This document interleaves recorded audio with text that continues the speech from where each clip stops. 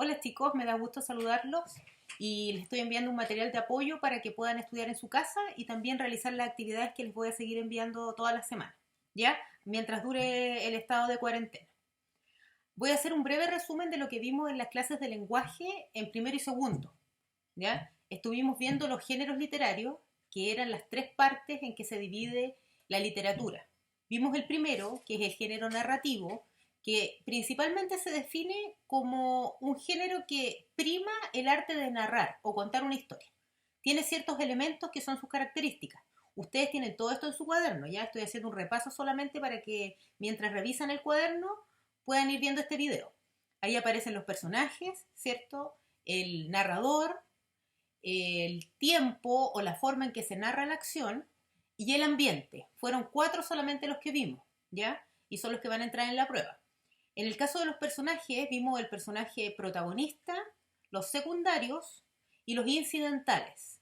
El protagonista lo dividimos en dos. Podía ser un personaje protagonista, entre comillas, que tuviera características buenas, ¿cierto? Que quien sobre él están todas las acciones de la historia, o podía ser un protagonista que tuviera características negativas o que se opusiera a este personaje principal, que es llamado antagonista. Todo lo tienen en su cuaderno, recuérdenlo, es solamente material de apoyo. Después vimos que existe también un narrador o una voz ficticia que está dentro de la narración y quién es el encargado de contar la historia. Dependiendo del punto de vista desde donde cuente este narrador, va a tener distintos nombres. Nosotros vimos el narrador omnisciente, quien ve todo lo que hacen los personajes, lo que hicieron, lo que harán y cómo se manifiestan ahora en el presente. También vimos que existe un narrador que es el narrador testigo, que narra solamente hechos subjetivos desde su punto de vista, que es lo que él ve, ¿ya? Y vimos el narrador protagonista, quien también tiene un relato subjetivo, pero narra lo que le sucede a él, ¿ya? Como protagonista de la historia. Esos fueron los 3 tipos de personajes que vimos. Después está también la forma en que se narra la historia o la acción.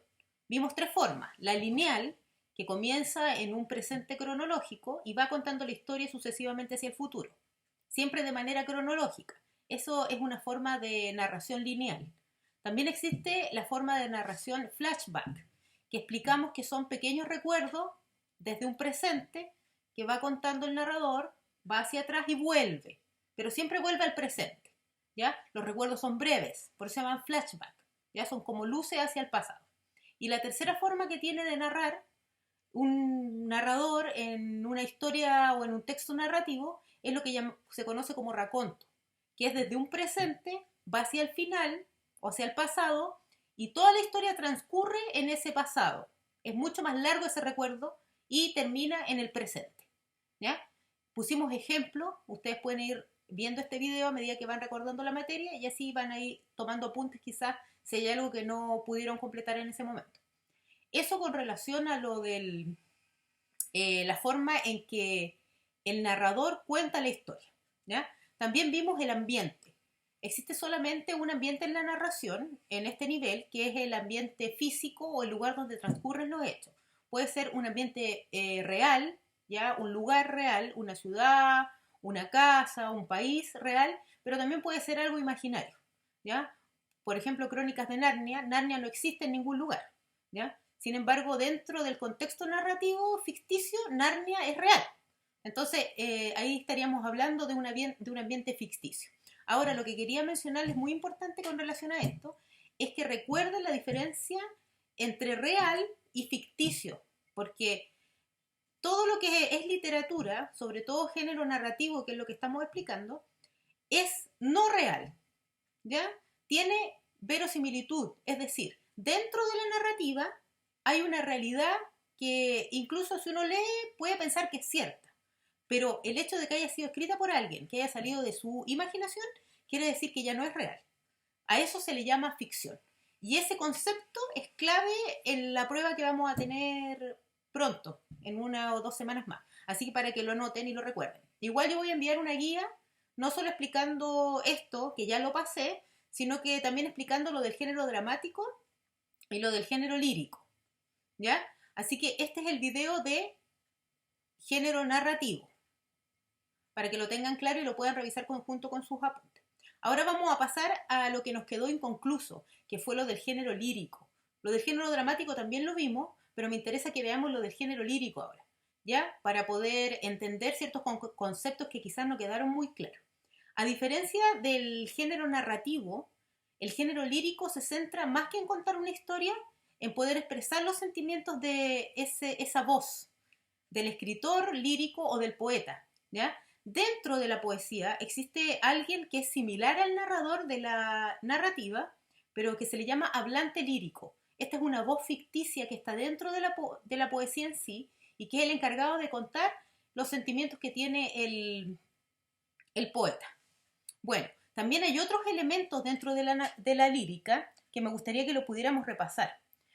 Son exactamente 4 y que lo tienen que tener en claro. El primero es el objeto lírico. ¿Qué es el objeto lírico? Es la circunstancia o el estado de ánimo que provoca algo en el poeta que lo lleva a escribir poesía.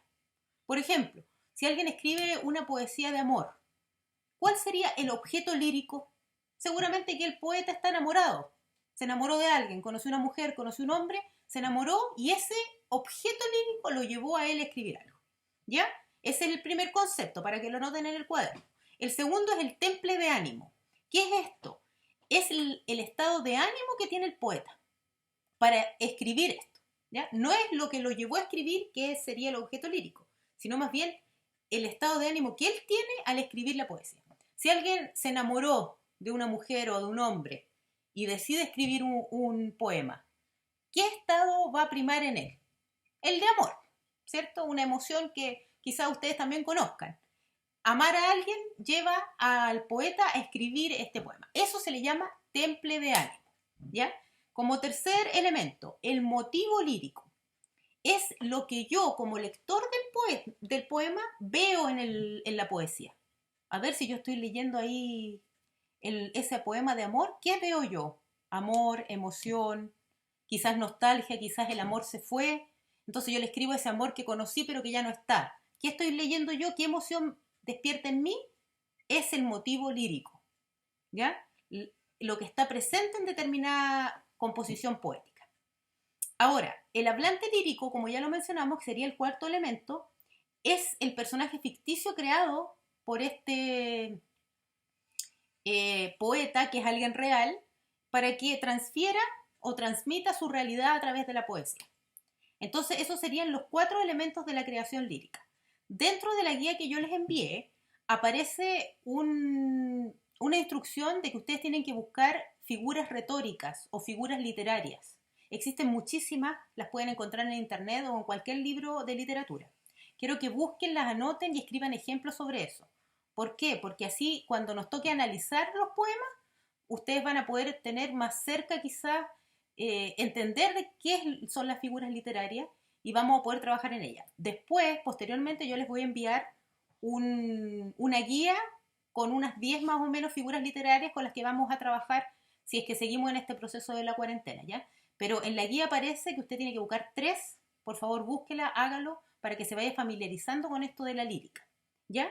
Entonces, chicos, vimos grosso modo lo que es el género narrativo, también grosso modo lo que es el género lírico. El próximo video que voy a enviar va a ir lo del género dramático. Ahora, en cuanto a las instrucciones del trabajo que les mandé, quiero que lean muy bien el poema, por favor, con atención y atentamente, sin distracciones, para que puedan realizar las actividades de la mejor manera. Busquen en el diccionario las palabras que aparecen ahí para que también aumenten su vocabulario y también voy a tomar algunas en la prueba que vamos a tener. Así que por favor búsquenla y desarrollenlo. Y recuerden siempre que si hacen todas sus actividades van a poder tener los 2 puntos para la prueba. Así que independiente de la circunstancia en que nos encontremos ahora para la clase, es bueno que ustedes sigan trabajando para que así no se atrasen, ¿ya? Les voy a volver a enviar otro video, como les dije, acerca del género dramático. Así que hasta entonces, nos vemos.